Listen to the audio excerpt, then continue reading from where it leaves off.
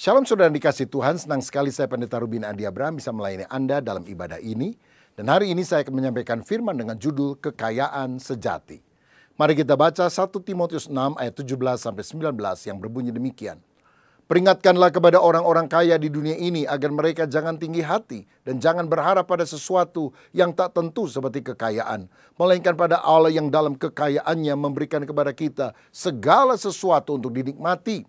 Peringatkanlah agar mereka itu berbuat baik, menjadi kaya dalam kebajikan, suka memberi dan membagi, dan dengan demikian mengumpulkan suatu harta sebagai dasar yang baik bagi dirinya di waktu yang akan datang untuk mencapai hidup yang sebenarnya.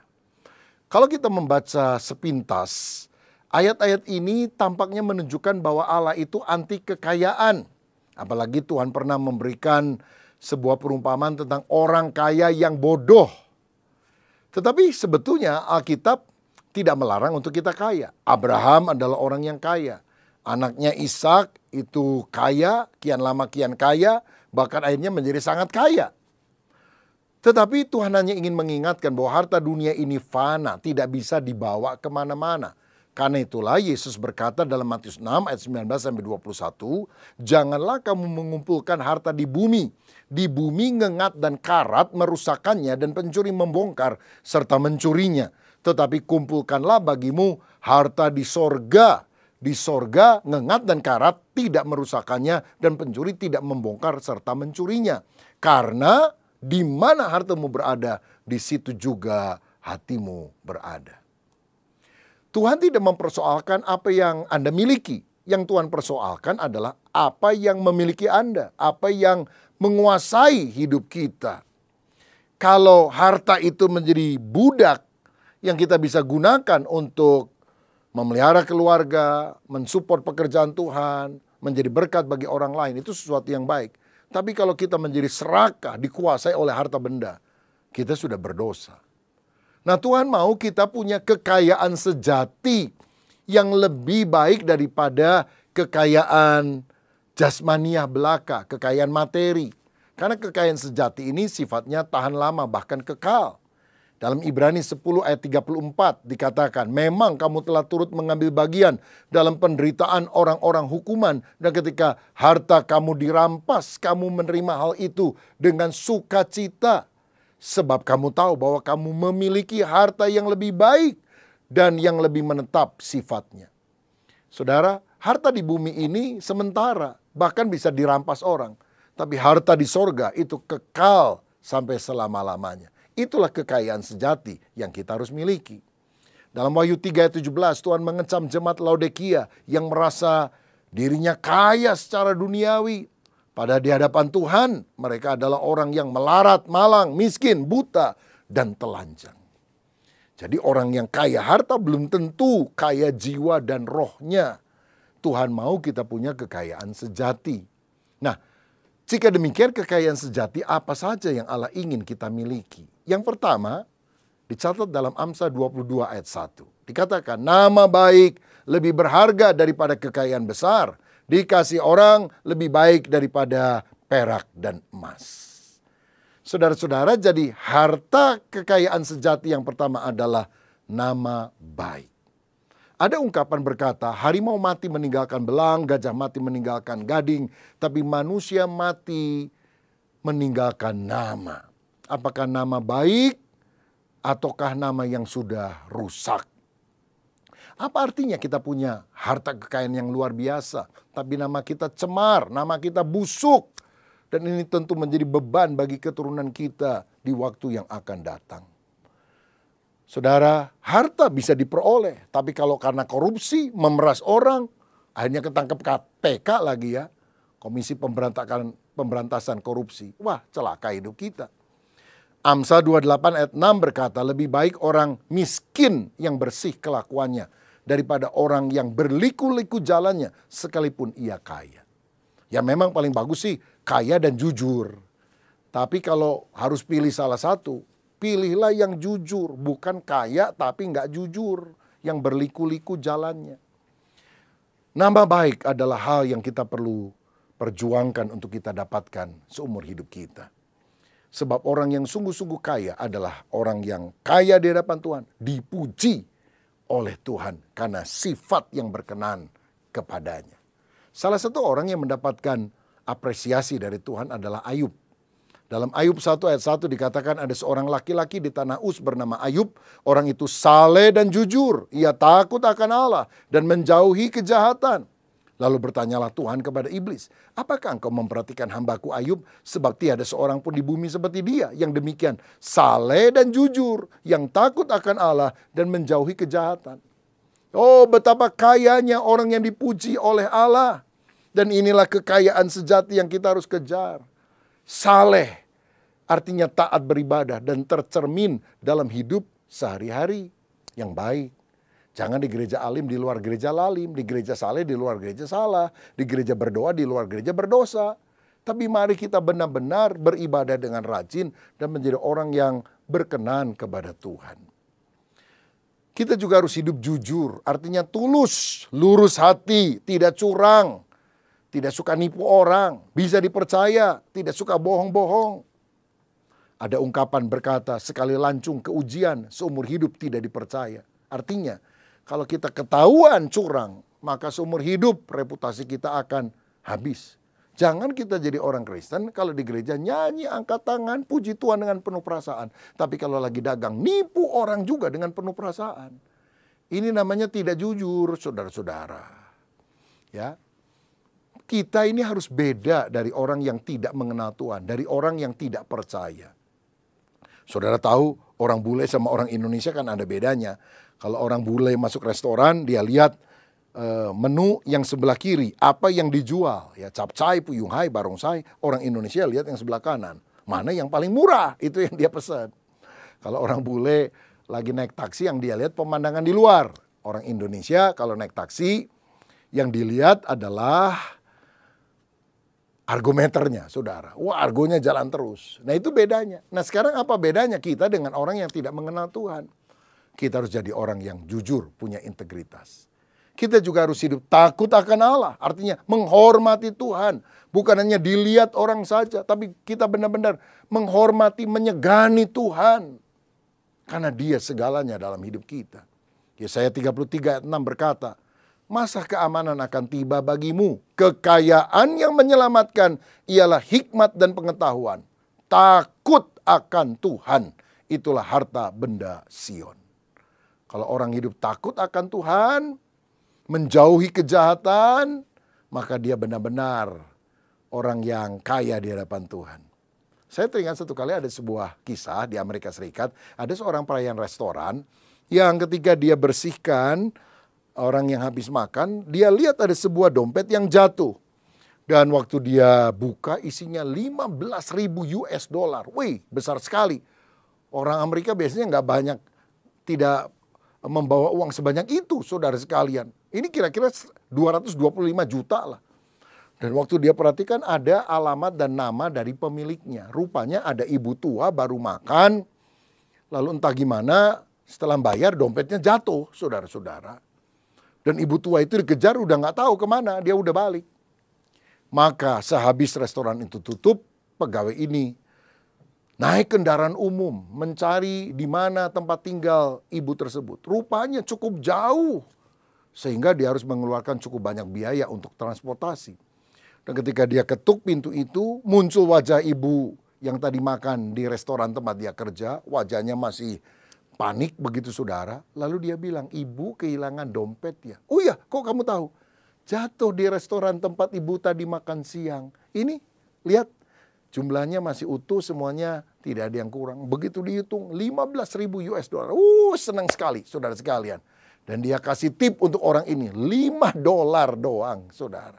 Untuk ongkos transport aja nggak cukup. Tapi pegawai ini bilang, oh ya ini memang milik ibu, jadi nggak apa-apa, ibu nggak kasih tip juga, saya akan tetap kembalikan. Tapi rupanya ibu itu kemudian besoknya menceritakan kepada tetangganya, seorang wartawan koran, yang kemudian memasukkan kisah ini di dalam korannya, mencantumkan nama daripada pegawai itu dan juga alamat dan nama restorannya. Dalam beberapa hari kemudian restoran itu ramai sekali, saudara. Karena apa? Orang-orang ingin ketemu dengan karyawan yang jujur ini. Dan beberapa orang bahkan dari berbagai kota di Amerika Serikat mengirim surat yang di dalamnya juga ada cek yang bisa dicairkan. Malah beberapa gadis menulis surat ingin melamar menjadi pasangan hidup daripada orang yang jujur ini.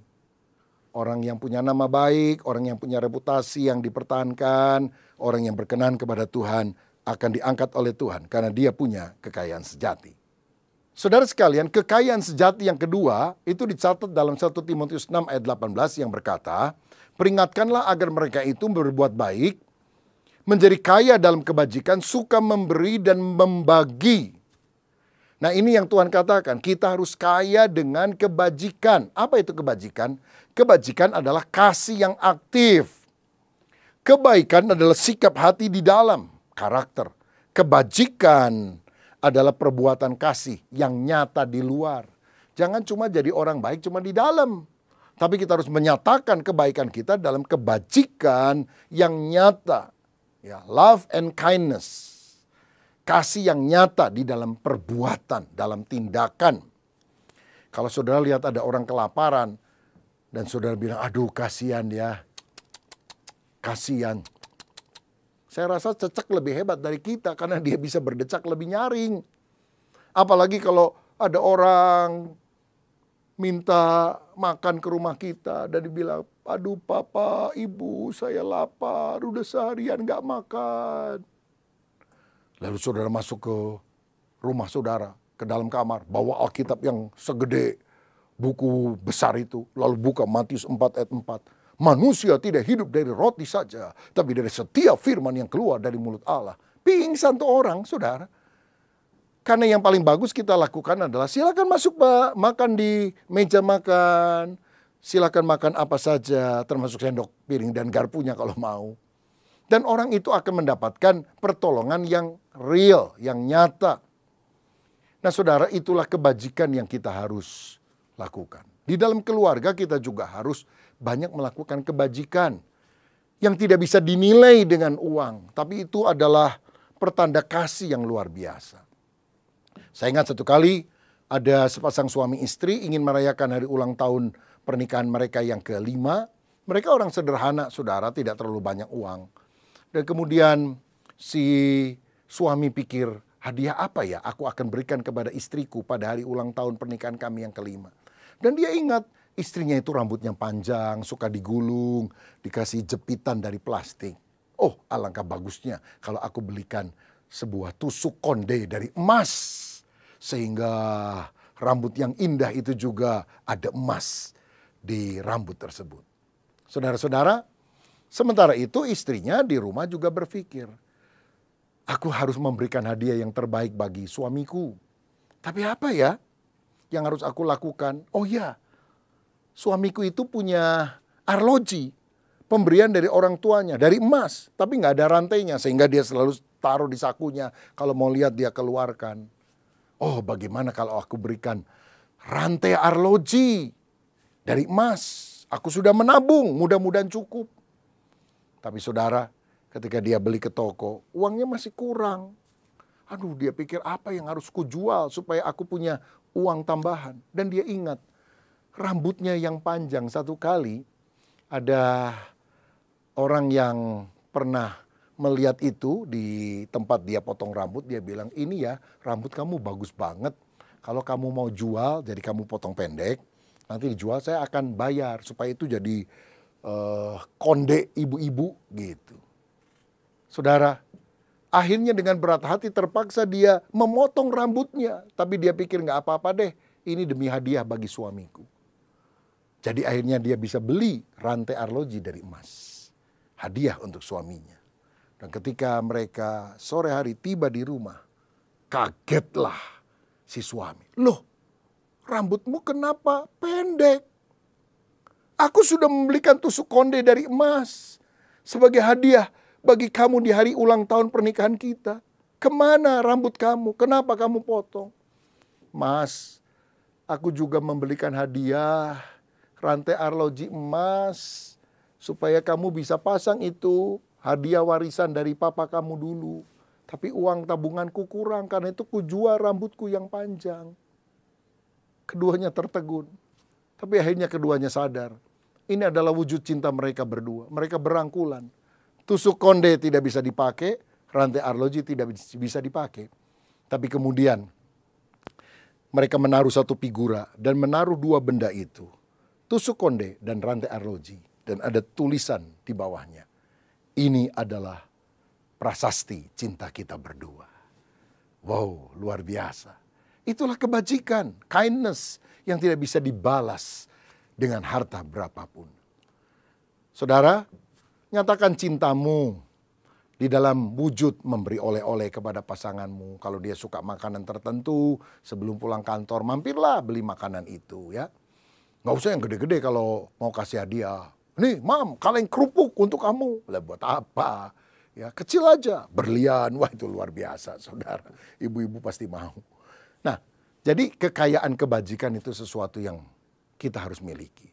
Saya tahu keselamatan itu cuma-cuma karena kita beriman kepada Yesus. Tapi setiap orang yang sudah diselamatkan harus memiliki perbuatan iman yang akan mendatangkan pahala berupa mahkota yang Tuhan akan berikan kepada kita. Ada satu kali orang mimpi, saudara. Dia naik ke sorga dan lihat ada orang nyanyi. Hei, hei, hei, lihat saya pakai mahkota. Mahkota dari sorga, karena rajin bekerja. Kerja untuk Tuhan dengan hati tulus dapat mahkota.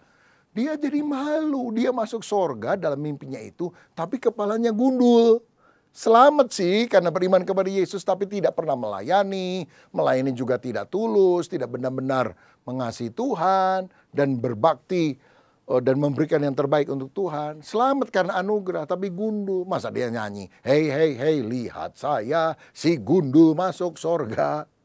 Saudara ingat bahwa keselamatan adalah anugerah, tapi setelah itu kita harus berbuat baik sesuai dengan iman kita sehingga ada pahala mahkota yang Tuhan berikan. Saya pernah mengunjungi beberapa desa di Kalimantan, di Sumatera, di pulau-pulau yang lain. Dan saya melihat ada gedung gereja yang dibangunkan cukup bagus dan asri di daerah pedalaman itu. Padahal lingkungan sekitarnya rumahnya sangat sederhana. Lalu saya tanya kepada pendetanya, ini uang dari mana kok Anda bisa bangun gedung gereja yang cukup bagus walaupun kecil? Dia bilang ada pengusaha dari Jakarta namanya Pak Anu yang memberi persembahan, jadi kami bangun. Lalu waktu saya pergi itu di Kalimantan, waktu saya ke Sumatera, saya juga dengar pendeta di Sumatera bilang ada pengusaha Jakarta namanya Pak Anu yang memberikan uang untuk kami membangun gereja.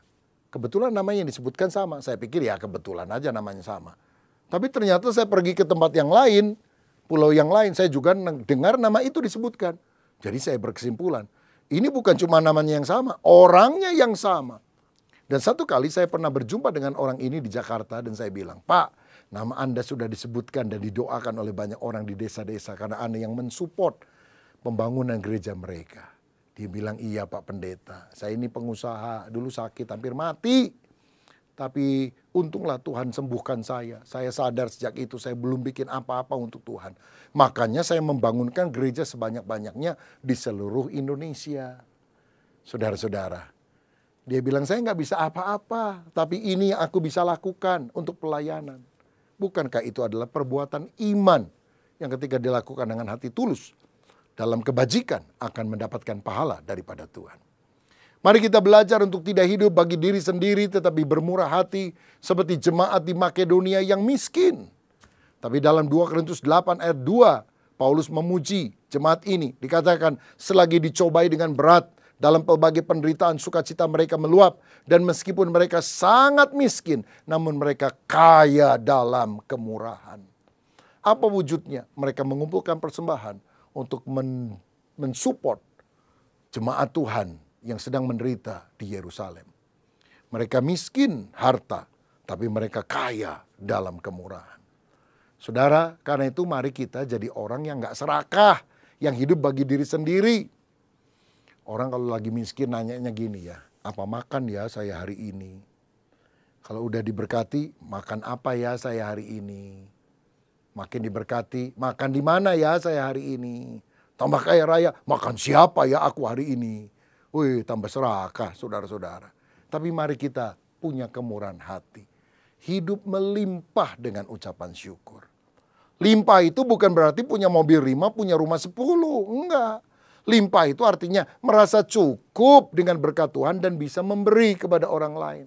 Cukup sampai takarannya. Lalu waktu luber, itu adalah pemberian kita kepada orang lain. Mari kita tidak jadi orang Kristen yang pelit. Yang doanya begini, Tuhan pakailah hidupku, asal jangan uangku. Kuserahkan segalanya, tapi dompetku pegang sendiri. Martin Luther berkata, bertobat itu pertama membuka hati, yang kedua membuka dompet. Karena di mana hartamu berada, di situ juga hatimu berada.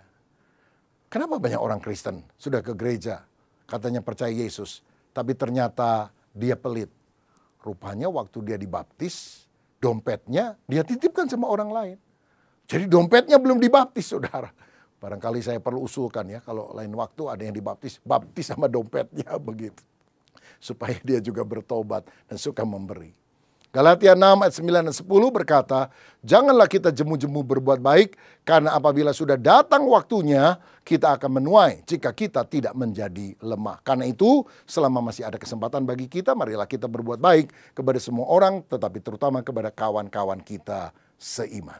Mari kita belajar memberkati orang yang berkekurangan. Ada seorang kaya raya konglomerat dari Amerika Serikat pada zamannya, namanya Rockefeller. Kayanya luar biasa. Tapi waktu dia berusia 55 tahun, sakit kanker usus. Dokter bilang 3 bulan mati. Wah, dia panik, saudara. Dia pikir, saya belum berbuat banyak. Harta saya yang banyak ini buat apa?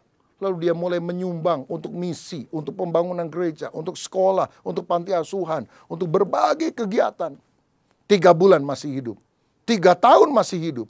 Dia baru mati 33 tahun kemudian pada usia 88 tahun.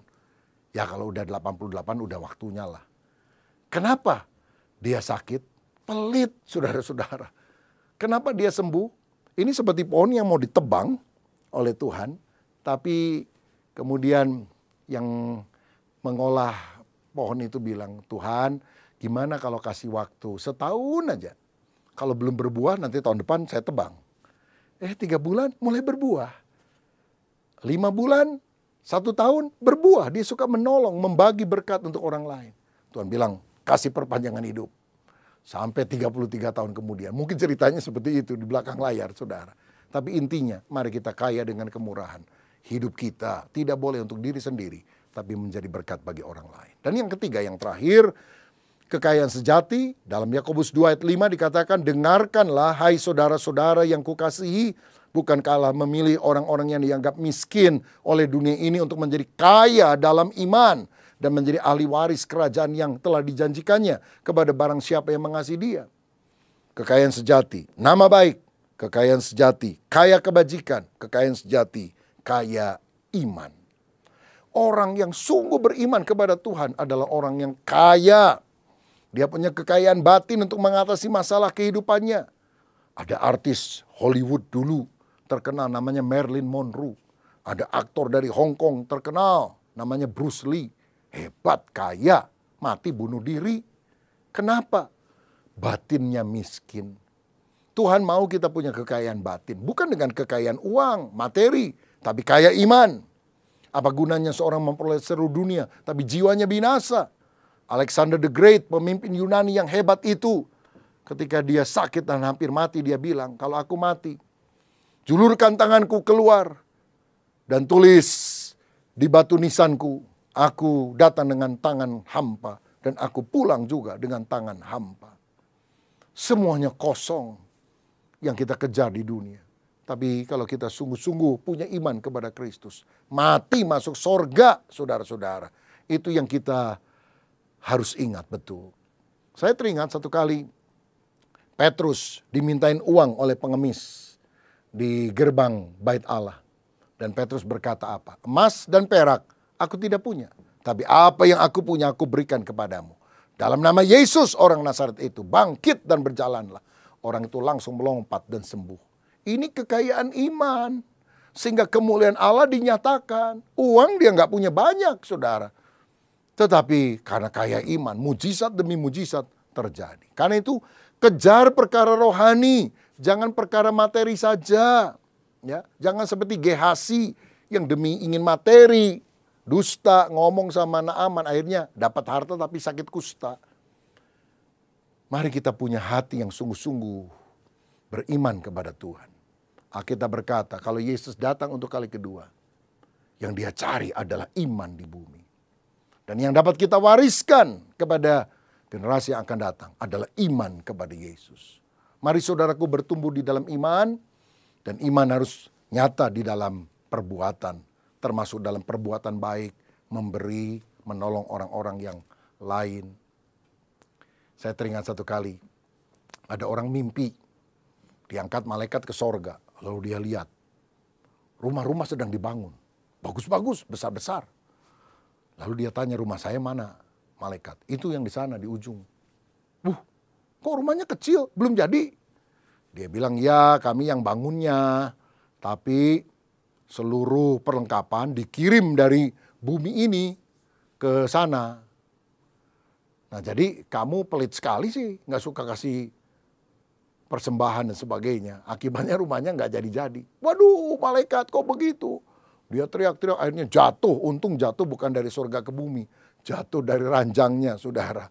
Sejak hari itu dia bertobat, mulai kaya dengan kebajikan, mulai kaya dengan iman, mulai memiliki karakter yang baik, sehingga punya nama baik untuk kemuliaan nama Tuhan. Ini doa saya, supaya saudara benar-benar memiliki kekayaan sejati di dalam Kristus. Tuhan memberkati, mari kita berdoa. Bapa, terima kasih untuk kebenaran firman-Mu. Kami tidak hanya mau mengejar kekayaan duniawi, tapi kami mau kaya di dalam Kristus. Berkat-Mu atas kami yang telah menerima firman dalam nama Yesus. Haleluya. Amin. Sampai jumpa, Tuhan Yesus memberkati.